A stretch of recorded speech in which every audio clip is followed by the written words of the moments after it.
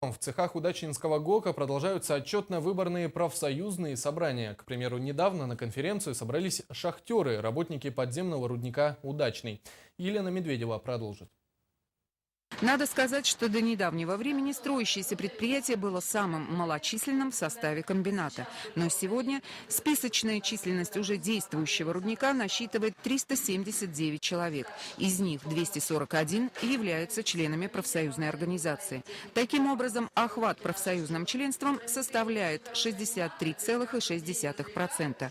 Хотя еще в феврале эта цифра была всего 58%. На сегодня в правкоме цеха созданы и активно работают несколько комиссий, в том числе по охране труда и технике безопасности, социальному страхованию, культуре и спорту. Также в работе отчетно-выборной конференции принял участие и председатель правкома Удачинского ГОКа Виктор Иващенко. Среди достижений он назвал поправки, внесенные в этом году в действующий коллективный договор, улучшающие условия работников комбината и компании. В период действия коллективного договора мы вносили изменения, дополнения. Буквально в этом году уже внесли изменения по заработной плате. Вы видите, что у нас уже фиксированные даты по выплате заработной платы. И вот у нас уже на конец года 3-4 предложения, которые мы дополнительно внесли, будем рассматривать на двусторонней комиссии.